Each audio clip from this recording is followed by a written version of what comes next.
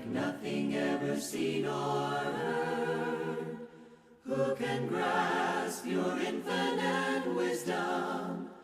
Who can fathom the depth of your love? You are beautiful beyond description, majesty enthroned above. And I stand in awe of you. I stand in awe of you. Holy God, to whom all praise is due, I stand in awe of you. You are beautiful beyond description, too marvelous for words, too wonderful for comprehension, like nothing ever seen or heard. Who can grasp your infinite wisdom?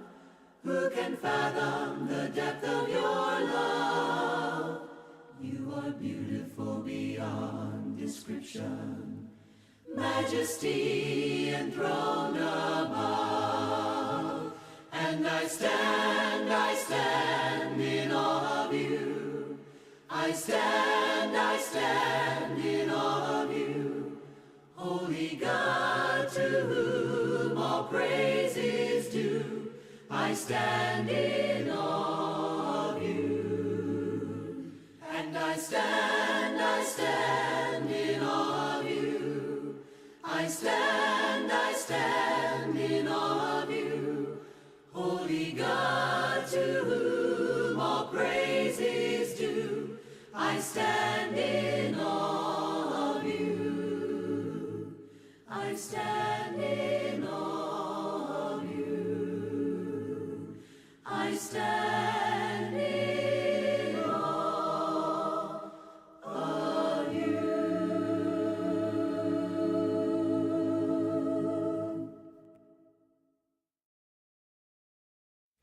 As I travel through life with its trouble and strife, I've a glorious hope to give cheer on the way. Soon my toil will be o'er, and I'll rest on that shore where the night has been turned into day. Up in the beautiful paradise valley by the side of river of life. Up in the valley, the wonderful valley, will be free from all pain and all strain and all strife. There we shall live in the rose-tinted garden, neath the shade of our green tree. How I long for the paradise valley, where the beauty of heaven I see. Though your garden is rare, it is not to compare with the flowers that bloom in the garden above. In the midst of it grows, share its perfect sweet rose. 'Tis a wonderful flower we love. Up in the beautiful paradise valley by the side of river of life. Up in the valley, the wonderful valley, will be free from all pain and all strain and all strife. There we shall live in the rose-tinted garden, neath the shade of our green tree. How I long for the paradise valley, where the beauty of heaven I'll see.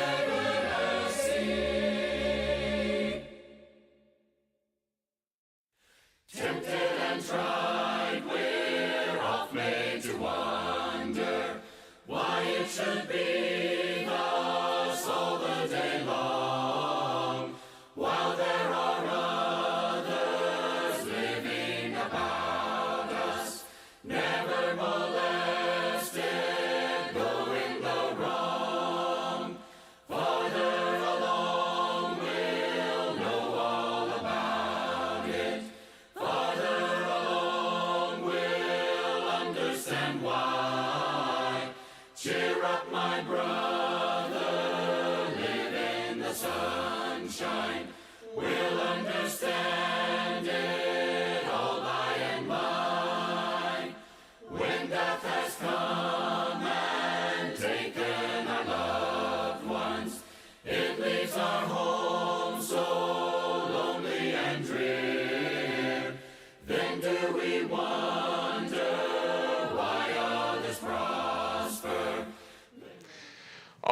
right. Well, 1 Thessalonians 5, we are winding it down. Winding it down. So, we kind of, last week, we weren't quite able to quite finish the little section that we talked about. Paul gives some, as he's given these final instructions, as we said, this is like a parent, a father giving final words before he leaves. Don't forget this. Now I need you to remember this, and above all else, this. And so Paul is doing that, and he's been stressing in these words. And of course we saw the positive: rejoice always, pray continually, give thanks in every circumstance. I mean, if God said that was so important that Paul puts it at the very end of his letter, that tells us that's something we need to think about. And we talked about that. And then he gives kind of these negatives, and we kind of ran through these. Don't quench the Spirit. And we talked about that, how the primary way we would do that would be to reject the teachings of the Spirit.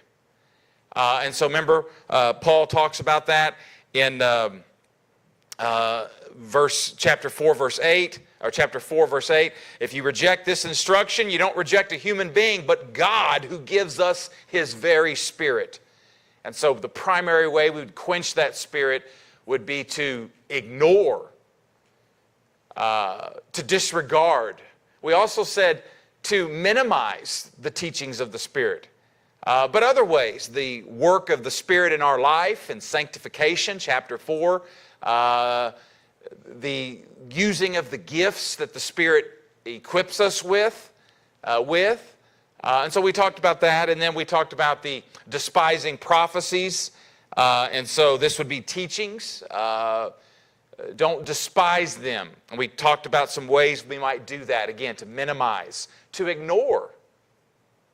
We might minimize and despise the teachings of Scripture by just simply saying, we don't want to talk about that. I've known preachers who will say, I won't preach on that.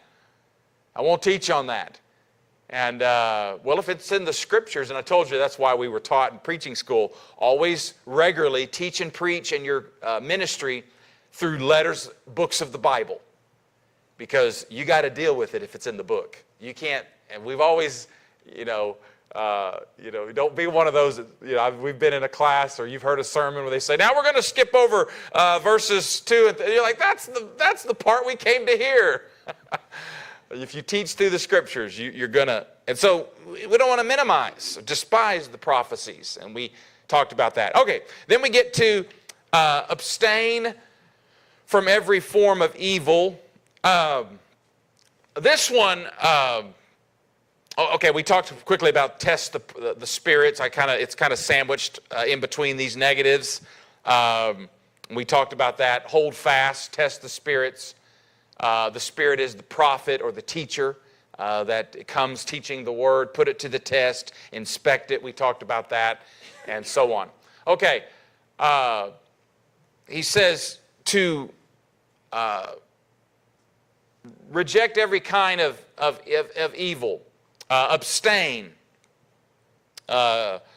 stay away from, keep. And so the idea seems to be every type, every kind of evil would be the idea. And kind of there's two interpretations. Every type of evil prophesying. That's kind of an immediate interpretation that would limit that. But then the broader would be any type of evil, moral, ethical evil. Abstain from that. Don't be a participant. Don't join in with that. Don't give your approval to that. And I think that, I think the application is for both of them. We're told that a little leaven, what? In 1 Corinthians, leavens the whole. And so Paul talks about, you can't have fellowship with the world. You can't have embracing sin and sinful things and Satan and expect to be right with God, right? And that's, we understand that. And so I think, he says to, reject every kind of evil. How hard is that, though? I mean, we're surrounded by what? All the time, seems like. I mean, that could almost be a full-time job, couldn't it? You know, policing yourself, policing others. I mean, and I think there's extremes that we could go to on this. You could spend, and maybe you've seen the church police mindset that says, I'm going to correct everybody, every time, everything, every way. Now, you shouldn't be doing that. Now, be careful about doing that. Now, that could lead to that. So, I mean, it'll wear you out, right? That could wear you out. So, I do think there's wisdom in is it possible to live among a sinful world, a sinful society, and still be faithful and do what we're supposed to be doing and not be participating? Is there any examples in the Bible you think about of characters, individuals that found themselves surrounded? Okay, Lot. Yeah. Who? Joseph. Yeah, a great example. In Egypt. Moses. Noah. How about Daniel? Remember Daniel? Now, Daniel's a great one because is he just some lowly guy on the street, so to speak? I mean, what's his position in the kingdom, the Babylonian kingdom? He's got a high-ranking position. Matter of fact, they become jealous, remember some of the other, over his position, and they end up coming up with what? That law to not pray to any. But Daniel found himself surrounded in what was the Babylonian culture? Were they were sinful, they were idolatry. I mean, Nebuchadnezzar is going to set up a what? A statue. And yet, what's Daniel? What do we find in Daniel, particularly that sets up the lion's den story, when they say you can't pray for, 30 days? What's the text tell us Daniel did? He went on the streets and he started berating the law, saying, this is terrible, you heathens, you pagans, how dare you do this to me? This is an affront to my religion and my God. Is that what Daniel did? Now, we do that sometimes, don't we? Hello? You thought we was talking about Daniel. I'm talking about us. We make an annoyance of ourselves sometimes. Look, the world around us is not believers. They are not. I'm not trying to force my neighbor to become like I am. The world is choosing to not live for Jesus. That's obvious. Our culture is not Christian anymore. But don't think it is. That's been a long time since that's been. Do you know that only about 30% are in church today in America on any given Sunday? Yeah, some it's in the high 20s, Evelyn. Most of the data shows about 25 to 30%. Now you tell me, are we a Christian nation? No, we're not. So we find ourselves surrounded constantly by this. What's Daniel do? Does he berate on the culture? He does what he's supposed to. Do people notice it? Yeah.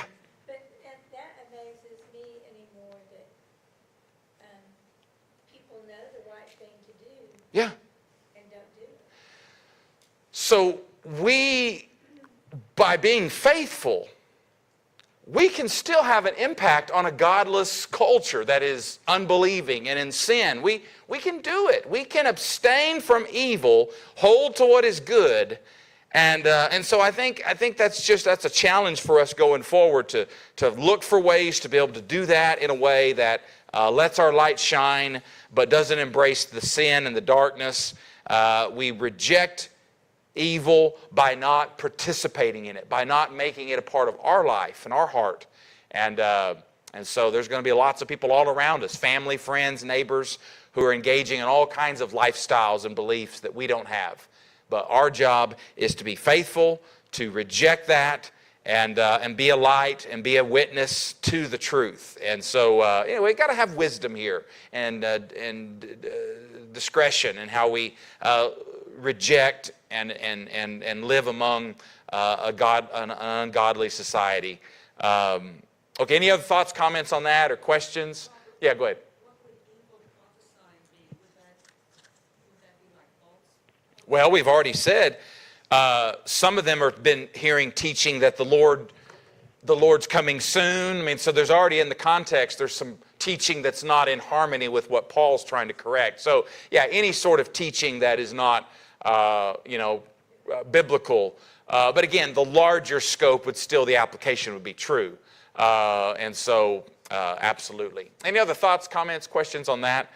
Yeah, go ahead. You know, I understand the things about Daniel and those people. It seems like we need to narrow it down to what has the appearance of evil in our own culture right now.